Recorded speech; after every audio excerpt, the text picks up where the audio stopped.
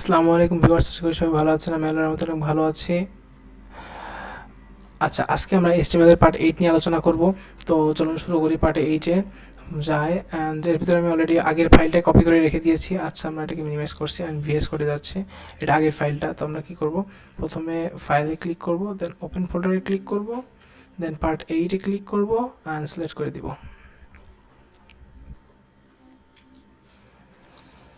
আচ্ছা, পার্ট 8 চলে আসছে এবং পার্ট 8-এর ভিতরে এই ফাইলটাই আছে। আমরা এখানে ক্লিক করলাম অ্যান্ড HTML ফাইলটা চলে আসছে, এদিকে আপনারা দেখতে পাচ্ছেন। আবার আমরা এটাকে মিনিমাইজ করে রাখলাম এই ফোল্ডার অপশনটাকে। দেন আমরা এটাকে কী করবো বলেন তো, এটাকে একবার সেভ করবো, যদিও সেভ করা আছে। তো আমরা এখানে লাইভ সার্ভার চালু করবো। তো কী করবো, অল্টার চেপে ধরে রাখবো, তারপরে LO, তারপরে অল্টার ছাড়বো। লাইভ সার্ভার চালু হয়ে গেছে, আমরা এটাকে কেটে দিলাম। ঠিক আছে, এই যে লাইভ সার্ভার চালু হয়ে গেছে, এখানে দেখতে পাচ্ছেন। এই যে আমরা এই পর্যন্ত গতকালকে করছিলাম। ঠিক আছে, তো আমরা এখন বলবো যে এই টেবিলটাকে আপনারা প্রসারিত কীভাবে করবেন, লম্বা কীভাবে করবেন। হ্যাঁ, তো সেটা আমরা এখন এখানে দেখে নেব। এগুলোকে হচ্ছে অ্যাট্রিবিউট দিয়ে করতে হয়, বিভিন্ন ধরনের অ্যাট্রিবিউট। এটা CSS দিয়েও করা যায়, সমস্যা নেই। তবে CSS এখন না শিখে ভালো, আপনারা CSS নাম শুনে কেমন মনে করতে পারেন। যখন আমরা অ্যাট্রিবিউটটা শেখাচ্ছি এখন, টেবিলের অ্যাট্রিবিউট। তো টেবিলের অ্যাট্রিবিউট হচ্ছে টেবিল জায়গায় ভিতরেই হবে অবশ্যই। তাহলে প্রথমে একটা অ্যাট্রিবিউট লিখছিলাম যে বর্ডার না দিলে কিন্তু বর্ডার আসে না।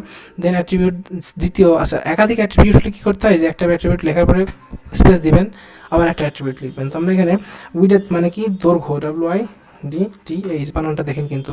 আচ্ছা, এখানে আমি একটা কথা বলি, উইডথ লিখে ইন্টার দিলে কিন্তু কাজ করছে না। যাই হোক, সরি, উইডথ লেখার পরে সমান দিবেন। দেন হচ্ছে এই যে দুইটা একবার দিলে কিন্তু এটা দেখেন, একটা জিনিস দেখেন, একবার আমি ক্লিক করেছি, আমি দুইবার লিখিনি, একবার দিলে কিন্তু ইনভার্টেড কমাটা দুইবার চলে আসছে। এটা কিন্তু সেট করা আছে এই এডিটারে। ঠিক আছে, এই জন্য আমি এডিটার আলাদা ইউজ করতে বলছি। আপনারা নোটপ্যাডে লিখতে গেলে সম্পূর্ণটা হাতে লেখা লাগবে আপনাদের, কষ্ট করে। ওকে, তবে ওটা ভালো হয়, আপনাদের প্র্যাকটিস হবে। আচ্ছা, এখানে দেখেন উইডথটা বলে দিতে হবে। উইডথটাও পিক্সেলে আমি যদি 100 বলে দিই, দিয়ে কন্ট্রোল দিয়ে সেভ করি, দেখেন। আচ্ছা, এটা লম্বা যে কেন হলো না বুঝতে পারলাম না।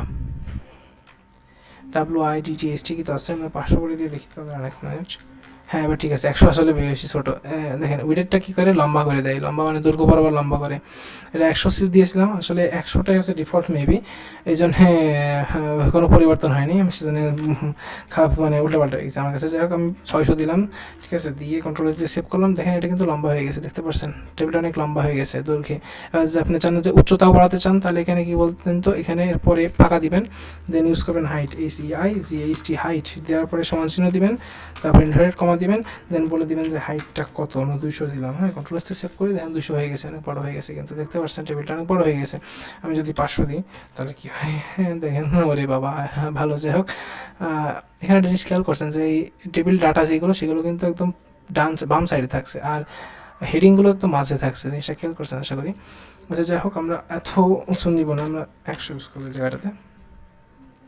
আচ্ছা, 200 ইউজ করি, একটু ফাঁকা লাগবে, ভালো লাগবে। ওকে, আচ্ছা, এবার আপনাদের আরও কিছু অ্যাট্রিবিউটের সাথে পরিচয় করিয়ে দেবো। যেমন আপনারা ব্যাকগ্রাউন্ড কালার দিতে পারবেন, পুরো টেবিলটাতে ব্যাকগ্রাউন্ড কালার দিতে পারবেন। তো ব্যাকগ্রাউন্ড কালার অ্যাট্রিবিউটটা হচ্ছে বিজি কালার। হ্যাঁ, বিজি কালার, বিজি কালার মানে ব্যাকগ্রাউন্ড কালার।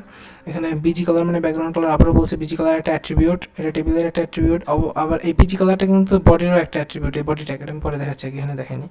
সমান দিলাম, দেন মনে করেন কালারের নাম দিবেন রেড দিয়ে কন্ট্রোল সেভ করেন। দেখেন টোটাল টেবিলটা কিন্তু রেড হয়ে গেছে, লাল হয়ে গেছে। আপনারা এখানে গ্রিন ইউজ করেন, গ্রিন, কন্ট্রোল সেভ দেন, দেখেন টোটাল টেবিলটা কিন্তু গ্রিন হয়ে গেছে। বিজি কালার দিয়ে কী করে বলেন তো, বুঝতে পারছেন আশা করি।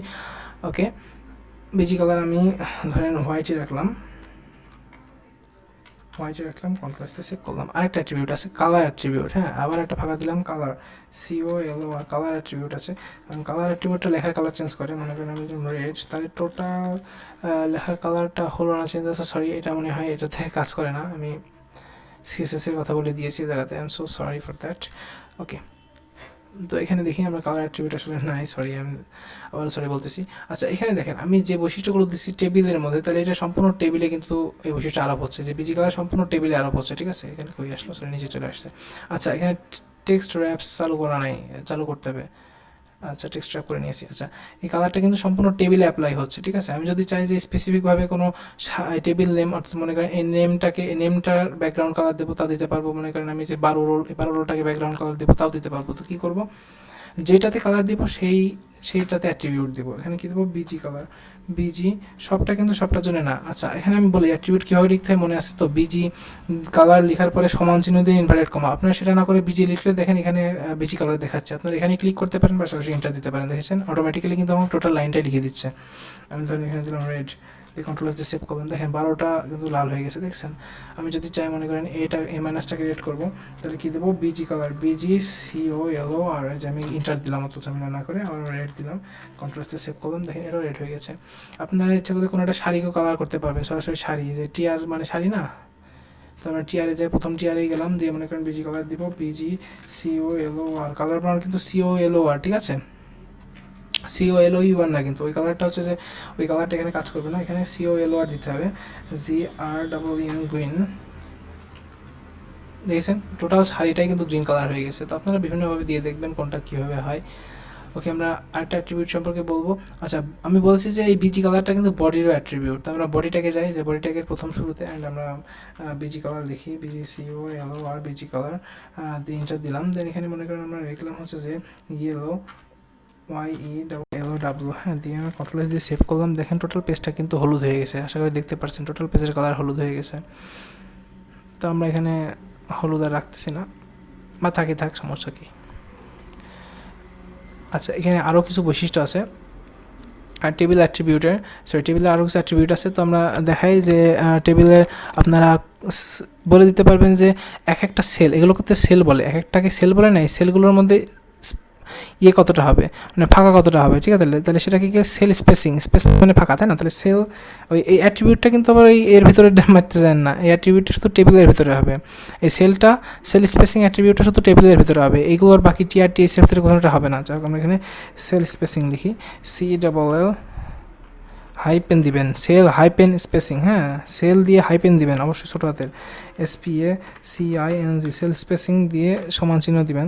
যদি দেখেন যে ওই যে বিজি কালার লিখলে দেখেন লেখা দেখাচ্ছিল, বিজি লিখলে বিজি কালার লেখা দেখাচ্ছিল, তখন ইন্টার দিলে কাজ করবে, কিন্তু যখন লেখা দেখাবে না এরকম পপ আপ, তখন কিন্তু সম্পূর্ণটা লিখতে হবে আপনাদের। Sell spacing is equal two মনে করেন আমি 0 দিয়ে দিলাম, ঠিক আছে, ডিফল্টভাবে 1 থাকে, কন্ট্রোল দিয়ে সেভ করলাম। প্রবলেম হয়েছে মানে বানানে কোনো জায়গায়,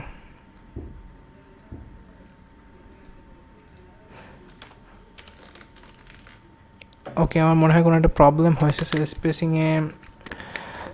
স্পেসিং বানানো তো ঠিকই আছে, তো প্রবলেমটা কোথায় হলো। আচ্ছা আমরা সেল স্পেসিংয়ে হাইপেনটা কেটে দিলাম, ঠিক আছে, দিয়ে কন্ট্রোল দিয়ে সেভ করে দেখি, তো কাজ করলো না, সরি, ভুলটা কোথায় হলো আমার, আমি তো এটা দিয়ে করি।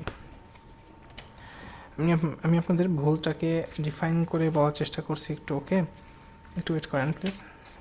ভুলটা আসলে কোথায় হলো এটা আমি একটু বুঝে নিয়ে আপনাদের তখন জানাই দিচ্ছি যে এখানে ভুলটা হয়েছে।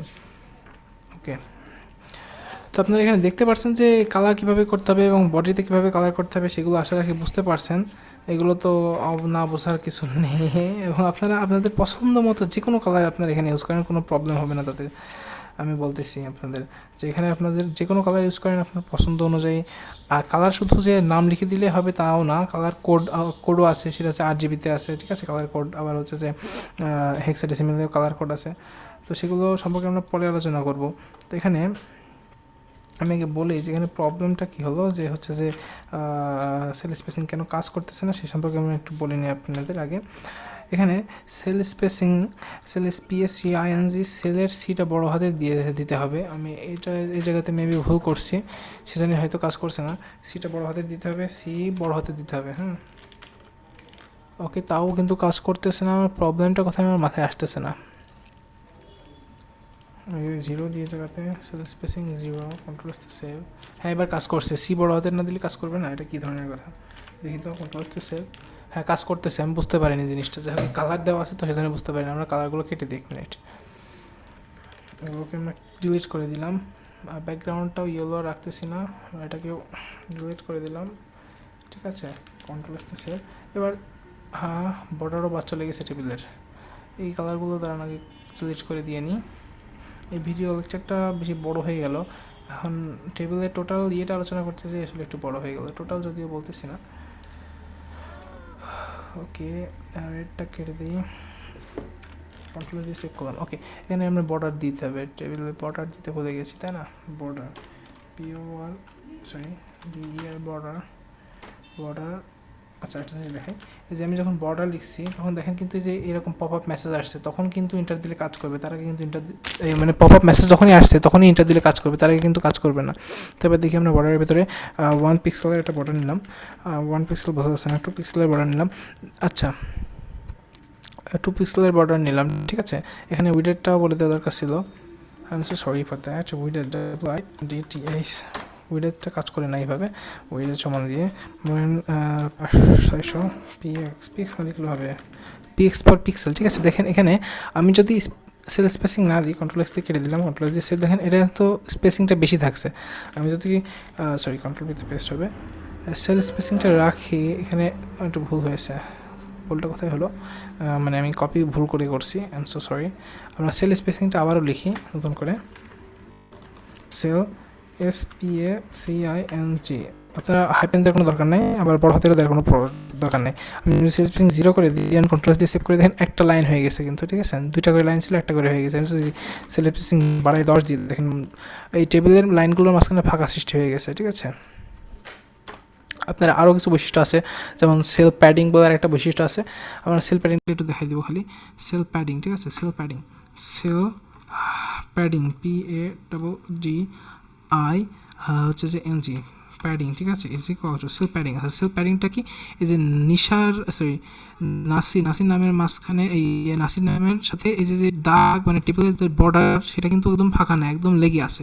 এটাকে সেল স্পেসিং দিয়ে ঠিক করা যায়, সরি সেল প্যাডিং দিয়ে ঠিক করা যায়। দেখেন আমি সেল প্যাডিং 10 দিলাম, 10 পিক্সেল দেখেন ফাঁকা হয়ে গেছে, ঠিক আছে। নাসিরের আর ওই সেলের মাঝখানে 10 ফাঁকা হয়ে গেছে। আমি যদি 100 দিয়ে দেখেন কি অবস্থা দাঁড়ায়, দেখেন 100 করে ফাঁকা হয়ে গেছে চারিদিক থেকে, এদিকে 100, এদিকে 100, এদিকে 100, এদিকেও 100, দেখতে পাচ্ছেন আশা করি। এবং এগুলো কিন্তু মাঝখানে চলে আসছে, কারণ চারিদিকে যদি 100 ফাঁকা দিই তাহলে তো মাঝখানে আসবে, তাই না। এভাবে কিন্তু আপনারা ফাঁকা করতে পারেন, আমরা এত দেবো না, আমরা 10 দিই, হ্যাঁ, কন্ট্রোল আসতে এখানে পিক্সেল, এই মানগুলো কিন্তু পিক্সেলে 10 পিক্সেল, 600 পিক্সেল, ওকে। আরেকটা বৈশিষ্ট্য দিতে পারি অ্যালাইন আর ভি অ্যালাইন। আচ্ছা আমরা এটা টোটালি ধরেন বাদ দিয়ে আগে, তারপরে অ্যালাইন আর ভি লাইনটা বুঝিয়ে দিচ্ছি, ওকে। আমরা এখানে কন্ট্রোল সেভ করে আগে দেখেন এই অবস্থায় আছে, ঠিক আছে। আমরা যদি উইডের হাইটটা বাড়াই দিই দাঁড়ান, তাহলে বুঝতে পারবো জিনিসটা, তাহলে বুঝতে পারবো না হাইট না বাড়ালে। এখানে মনে করেন 200 পিক্সেল দিলাম, ওকে। এবার দেখেন এই নাসির নামটা কিন্তু একদম এর সাথে লেগে আছে, দেখতে পাচ্ছেন। আচ্ছা থাক, আমরা যদি এখানে ভি অ্যালাইন ইউজ করি, টোটালে ভি অ্যালাইন ALI, আচ্ছা আগে অ্যালাইনটা বোঝাই নি, ভি অ্যালাইন পরে ALIGN অ্যালাইন, ঠিক আছে। অ্যালাইন দিয়ে ইন্টার দিলাম, কারণ এখানে অপশনটা আছে। অ্যালাইন যদি আমি সেন্টার ইউজ করি, সেন্টার, আচ্ছা অ্যালাইনটা আমি কিছু ইউজ করলাম না, কন্ট্রোল যে সেভই থাক, এরকমই থাক। আমরা আগে এই জিনিসটাকে বড় করে দেখি, দেখেন এই টেবিলটা কিন্তু একদম বাম পাশে আছে, ঠিক আছে। আমি যদি অ্যালাইন সেন্টার দিই তাহলে কী হয় দেখেন, CNTER সেন্টার দিয়ে কন্ট্রোল দিয়ে সেভ করি অ্যান্ড বড় করি, দেখেন অ্যালাইন এই বক্সটা কিন্তু একদম মাঝখানে, মানে বক্স বলছি, এই টেবিলটা একদম মাঝখানে চলে আসছে কিন্তু, দেখতে পাচ্ছেন। আচ্ছা তাহলে অ্যালাইনের কাজ বুঝতে পারছেন আশা করি। আমি যদি এখানে রাইট দিই তাহলে কী হবে বলেন তো, রাইট রাইট দিয়ে কন্ট্রোল দিয়ে সেভ করি, দেন বড় করে দেখেন একদম রাইটে চলে গেছে, ঠিক আছে। এখানে বটম কাজ করে নাকি আমি ঠিক মনে নাই, দেখে দিয়ে বলতেছি, কারণ BOGON বটম কি কাজ করে না, বটম কাজ করে না, সরি। আপনার লেফট রাইট আর সেন্টার এই তিনটা, হ্যাঁ আমরা সেন্টারে রাখি জিনিসটাকে। আচ্ছা এবার ভিএ লাইন সম্পর্কে বলি। ভিএ লাইনটা দেখেন, ভিএ লাইনটা হচ্ছে যে এই যে লেখা কিন্তু টেবিল যে হেড, সরি টেবিল হেডিং তো মাঝখানে আছে, কিন্তু এই লেখাগুলো কিন্তু মাঝখানে নাই, এই লেখাগুলো ডাটাগুলো এদিকে আছে। আমি যদি ভিএ লাইন ইউজ করি, দেখেন VALIGN VA line is equal to, এরও কিন্তু ইয়ে নাই দেখছি। আচ্ছা আমরা এখানে সেন্টার ইউজ করি নি আগে, কন্ট্রোল এস দিয়ে সেভ করি, দেখেন ভিএ লাইন দেওয়ার পরে কোনো পরিবর্তন কেন হলো না, আরে আল্লাহ আমি এটা ইউজ করেছি অলরেডি, আর তারপরে বলছে পরিবর্তন হয়নি। আচ্ছা আমরা এটাকে কাট করি, ভিএ লাইনটাকে কী করলাম বলেন তো, কাট করলাম। আমরা যে কোনো একটা টিডিএর ভিতরে পেস্ট করে দেখি যে এটা কাজ করে নাকি। আচ্ছা এটা কাজ করেনি, ওকে প্রবলেম নাই যদি কাজ নাও করে, আমরা তো প্যাডিং দিয়ে করতে পারছি, তাই না, করতে পারছি না প্যাডিং দিয়ে। সেল প্যাডিং দিলাম, এই যে সেল প্যাডিং শিখলাম, সেল প্যাডিং দিলে জিনিসটা মাঝখানে চলে আসছে কিন্তু, দেখতে পাচ্ছেন আপনারা আশা করি। তারপর যদি আপনারা দেখতে চান আমি আরেকবার দেখাই দিচ্ছি, এটা ভিএ লাইনটা কাজ করছে না কেন জানি না আমার এখানে, বাট আমি ইউজ করছি জিনিসটাকে আগে। আচ্ছা এখানে আমরা দেখেন লেখাগুলো কিন্তু একদম বামে আসে। আমি যদি হচ্ছে যেখানে সেল প্যাডিং দিয়ে দিই, সেল PADDING সেল প্যাডিং দিয়ে দিই, সেল প্যাডিং দিব মনে করেন 5 পিক্সেল করে, কন্ট্রোল দিয়ে সেভ করলাম, দেখেন লেখাগুলো কিন্তু 5 পিক্সেল সরে গেছে, এটা বাম থেকে সরছে 5 পিক্সেল, ওকে, সমস্যা নাই, যে কোনো একদিক দিয়ে চলতে হলো। 50 পিক্সেল দিলাম, চারিদিক থেকে 50 পিক্সেল হয়েছে। এবার 5 পিক্সেলটা কেন হলো না শুনবেন, কারণ এটা অলরেডি 5-এর বেশি ফাঁকা আছে, সেই জন্য এটা কাজ করলো না। হ্যাঁ, সেজন্য এটা কাজ করেনি। এই যে উপরে নিচে কিন্তু অলরেডি 5-এর বেশি ফাঁকা আছে, সেজন্য কাজ করেনি। কিন্তু আমি যদি এটা হচ্ছে যে এই উপর নিচে ফাঁকা যতটুকু তার থেকে বেশি দিই তাহলে কাজ করবে। উপর নিচে ফাঁকা তো মনে করেন 50 না, ধরেন 20, তাহলে আমি 50 দিলে কিন্তু এবার ঠিকঠাক কাজ করতেছে, দেখতে পাচ্ছেন আশা করি। ওকে, আচ্ছা, আরেকটা ট্যাগের আলোচনা করে দিই, ক্যাপশন ট্যাগ আর কি। ক্যাপশন ট্যাগের আলোচনাটা আমি একটু করতে চাচ্ছি, ক্যাপশন ট্যাগ আর কি। ওকে, আমরা দেখি ক্যাপশন ট্যাগটা কাজ কি।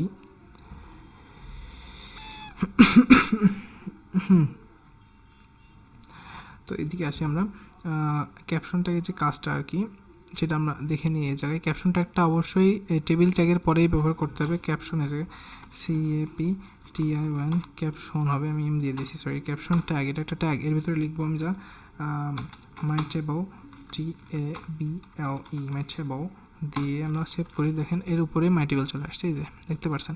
তাহলে এটা কী বোঝাচ্ছে, এই ক্যাপশনটা বোঝায় এই টেবিলের হেডিং, মানে টেবিলটা কী বিষয় সেটা প্রকাশ করে ক্যাপশনের। ক্যাপশনটা কোথায় লিখতে হয়, টেবিলের পরে। আশা করি আপনারা জিনিসগুলো বুঝতে পারছেন, না বুঝতে পারার তো কিছু নেই এখানে। আচ্ছা, এখানে জিনিসটা দেখেন, এটা আসলে ভিয়ালাইন না, অ্যালাইন হবে, আমি ভুলে বলছিলাম। আচ্ছা দেখেন, এই যে নাসির, এটা কিন্তু মাঝখানে এখন আছে, কারণ আমরা এখানে কি ইউজ করছি, প্যাডিং ইউজ করছি। আমরা সেল প্যাডিংটাকে ডিলিট করে সেভ করি। দেখেন একদম ডানের সাথে লেগে আছে। আমি যদি এই নাসিরটাকে বলে দিই যে তোমার অ্যালাইন হবে, এখানে অ্যালাইন হবে কিন্তু LIGN অ্যালাইন, আমরা সরি ভি অ্যালাইন বলছিলাম ভুলে, এটাকে ভি অ্যালাইনই বলে। যাই হোক, এখানে অ্যালাইনের যদি আমি বলে দিই যে তোমরা থাকবে হচ্ছে সেন্টারে, সেন্টার, কন্ট্রোল যে সেভ করি, দেখেন এই লেখাটা কিন্তু সেন্টারে চলে আসছে, দেখতে পাচ্ছেন আশা করি। আপনারা যেখানে যেখানে সেন্টার ইউজ করবেন সেখানে একটা সেন্টারে চলে যাবে। রাইট ইউজ করে দেখতে পারেন, রাইট, সেন্টার, লেফটে 3টা বৈশিষ্ট্য যে লাইটে চলে গেছে, দেখতে পাচ্ছেন আশা করি। আমরা এটাকে ডিফল্টভাবে ডিফল্ট হচ্ছে লেফটে তাকিটা আমরা লেফটে রাখলাম। আশা করি আপনারা টেবিলের যাবতীয় বৈশিষ্ট্য, মানে যাবতীয় টেবিলের ট্যাগগুলো এবং ক্যাপশন ট্যাগ, তারপরে হচ্ছে যে align, border, width, height, sell spacing, তারপরে সেল প্যাডিং, অ্যালাইন, এই বিজি কালার, এই অ্যাট্রিবিউট সম্পর্কে শিখতে পারলেন। আজকের ভিডিওটা এই পর্যন্তই। আপনারা এগুলো প্র্যাকটিস করতে থাকেন বাসায়, নাহলে কিন্তু হবে না। আচ্ছা, আজকের ভিডিওটা এই পর্যন্তই, এবং পরবর্তী ভিডিও পর্যন্ত আপনারা ভালো থাকবেন, সুস্থ থাকবেন এবং করোনা থেকে বেঁচে থাকার চেষ্টা করবেন। আল্লাহ হাফেজ।